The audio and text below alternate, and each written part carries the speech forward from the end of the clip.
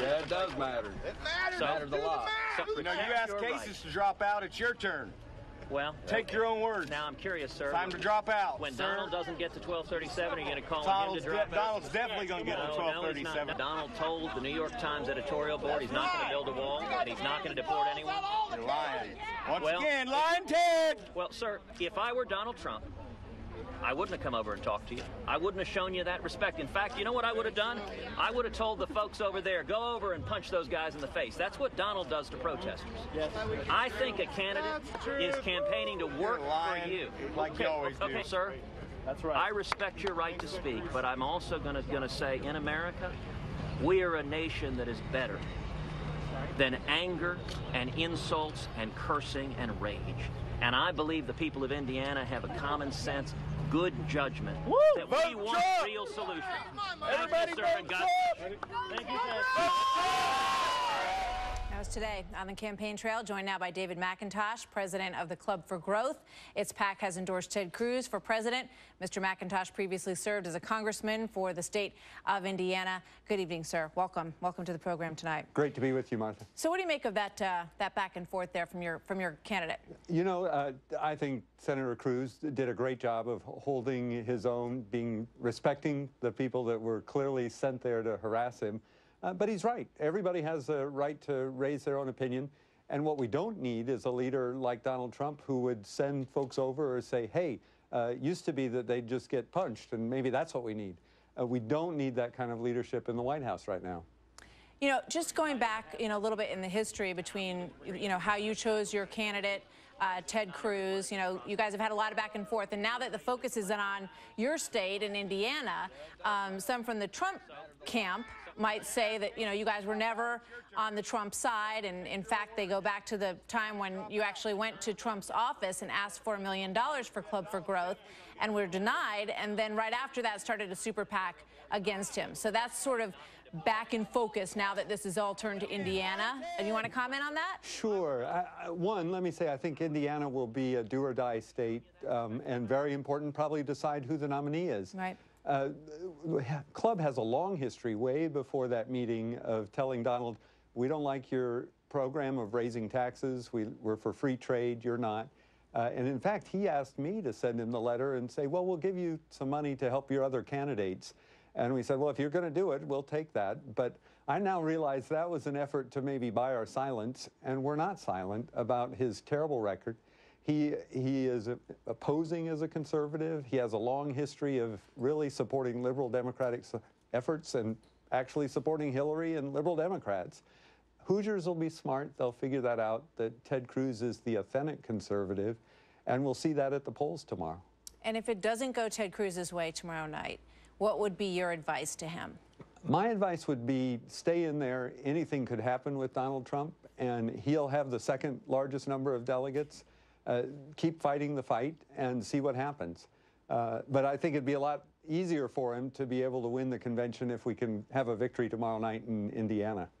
All right. Good to have you with us tonight. Thank you very much. My pleasure. Thank you. David McIntosh. So joining us now, as promised, Donald Trump's son, Eric Trump, who is the Executive Vice President of Development and Acquisitions for the Trump Organization. Eric, welcome. Hey, good to be here. You know, it goes back to this whole issue of whether or not your dad is a true conservative. Yeah. And the Club for Growth has been, sort of a nemesis back and forth in terms of that charge leveled against your dad. You remember that time when the letter came in. Very well. So talk to me about your recollection of that. Well, it's actually the ugliest part of politics. I listened to David speak, right? He came into my father's office. He asked for $1 million. My father goes, I'm going to politely decline for now. And about a month later, there's a super PAC run by David, spending all his time raising millions and millions of dollars to use in negative ads against my father. And I think, it really surprises me, right, as a non-politician, as a family who's never been in politics, how ugly the business is. I mean, it's really extortion. What they did is nothing short of extortion. And it's sad, and I think people are fed up with it. In terms of the accusations that have been, leveled, and you heard it from David, and we talked about it earlier in the show, when you look at the anger in some of these protests, what your dad's opposition says is, well, he started it, basically. that he allowed things to happen, or he encouraged people. He said, you know, I'll cover your expenses if anybody gets hurt, or, you know, back in the day, somebody would have been carried out in a stretcher. And they say that that's what started all this. What do you think? I'd actually say it's exactly the opposite. I think it's beautiful passion, right? You look at these rallies, you have 20,000 people show up. I mean, even Carlson just said that they had 8,000 people at the rally that they're at, you know, speaking at right now. I mean, it's love, it's passion. And then you have a bunch of Bernie supporters who will come in and riot. And you see that all the time, and it's very sad. It's none of our protesters going over to the Sanders or Clinton events. It's always their protesters coming over and disrupting our event. And, you know, it speaks to the lack of manners, honestly, in this country. I mean, if I ever went to a rally, you know, somebody else's rally and acted like that, I mean, my father would have killed me as a child. I mean, he just would have, you know, killed me. It really speaks to the lack of manners in the country. Talk to me about tomorrow night, about Indiana, about your perspective on how things are going to go there. And if your father wins tomorrow night, if Donald Trump takes Indiana, what does he think should happen next? And what would he do to try to bring people together? Well, listen, we're going to win tomorrow night. There's no question about it. I mean, Ted Cruz has had an awful, awful, awful 2 weeks. He lost New York. I mean, we beat him by almost 50%. He got 0 delegates in this state. Right, we won Pennsylvania and Connecticut and Maryland and everywhere else, and Delaware, Rhode Island. I mean, we won every congressional district of those 5 states. I mean, he's just had a bad week. He did this little thing with Carly, which really backfired with him. He did this thing with Kasich, which also backfired. I mean, both moves were very silly, made him look very desperate and foolish. We're going to win tomorrow. There's no question about it. Even if we didn't win, quite frankly, we'd get well past that 1237.